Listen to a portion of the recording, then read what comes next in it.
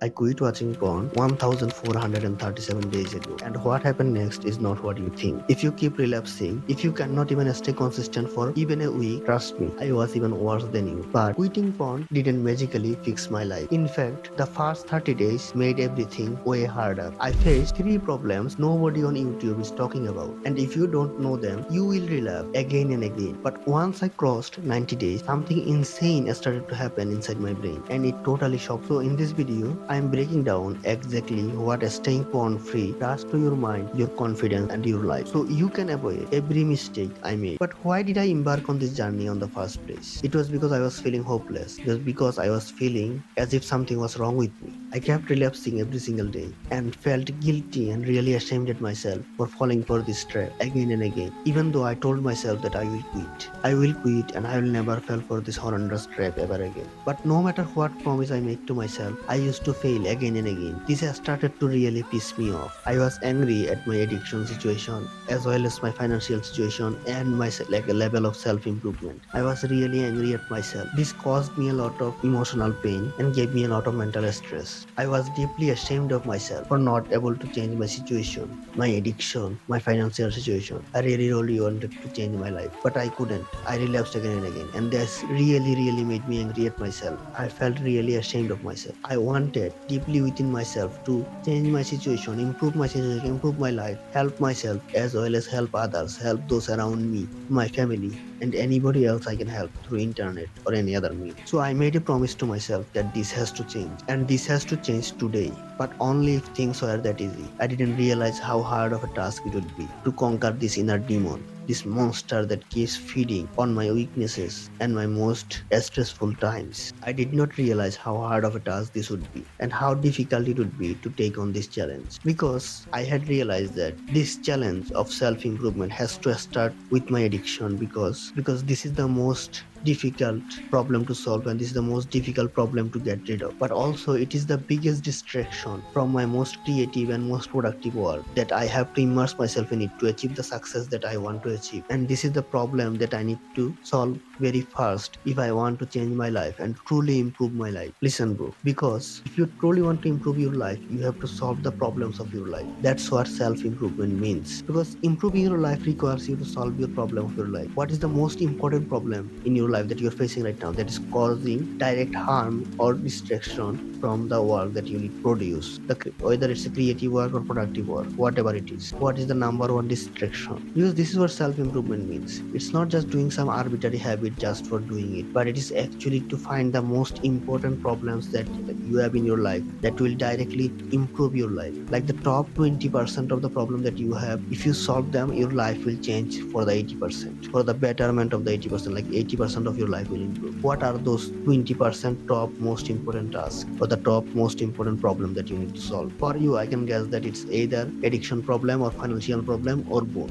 and those are the things that you need to focus first if you truly want to improve your life. And that's exactly what self improvement is. It is to actively choose to improve certain area of your life or solve problem in certain area of your life that will have the biggest impact on your life and change your life for the better. But I did not realize how much stressful it will be to fight off your own lust. Don't get me wrong, first 3 days are relatively easy. They will pass like breeze. But it's the fourth to seventh day that are really difficult. Because in this day you get a strong urges to go back to your addiction to get relapsed. But you actively choose not to. Because you know quitting this addiction is going to be good for you. So you choose to not quit. You choose not to relapse. But your brain doesn't realize this because it is used to the high so much that it doesn't really care or it doesn't realize it. So it goes on a panic mode because it feels stressed because it is not getting the dopamine fix it is getting before. So it fully goes on a stress mode, which gives you a lot of anxiety and lot of panic. Not direct panic attack, but your body panics that it's not getting the amount of dopamine it used to get from the addiction before. And you will feel a lot of anxiety and depression or like agitation because you're not getting the dopamine fix. So you will feel the agitation, but you cannot cannot give up. At this point, you cannot give up because the true freedom is on the other side of this pain. So you have to endure this pain if you want to get through this wall. Because if you can conquer these urges, if you conquer this first hit of dopamine, you can conquer the war. Remember, bro, true freedom is on the other side of the pain because you will feel true relief after you pass this bridge. You will feel a sense of relief. You will feel a sense of accomplishment, and you will feel like you can win over this addiction. You can win over this challenge, and that's what keep you going. And that's the motivation you need. You don't need any external motivation. It's the internal motivation of winning the fight against the monster that you are fighting. That is the true motivation that you need. So, bro, don't give up hope yet. But that being said, this phase truly never goes away. It just stay dominant and resurface like few days later. So what can you do at that point? Well, you have only one choice. You must keep fighting and you must keep pushing forward. We did not embark on this journey to give up halfway. So we will keep pushing forward for a better future, for a better life, so that we can improve our life, so that we can conquer the monster. And instead of this monster keeping a leash on you, you will put a leash on this monster and conquer over it and keep it in control of you. But does this phase ever go away? Well, the short answer is that it is yes. But the long answer is a little bit more complicated than that. Because after the first 30 days of repeating this phase and winning and conquering over these urges and the lust that you feel, this phase loses power over you. It cannot scare you anymore. You have conquered over it. But it doesn't truly goes away. It resurfaces here and there. And that's the dangerous part. Because sometimes it comes back very strong and hit you like a truck. Because your lust, your urges take advantage of your life situation. Imagine you are lying in your bed after a really stressful day and the urge hit you like a bullet train. You cannot give up at this point. You have to hold your frame and you have to fight and you have to keep fighting. Even if the urge is really strong, you cannot give up. You have made a promise to yourself that you will keep going and you have to keep that promise. Remember what we fought for this far. You cannot let this last win over. You have to keep fighting. You have to fight to be the champion. You cannot let the last win. This is your chance to master your temptation, master the monster that is fueling your addiction.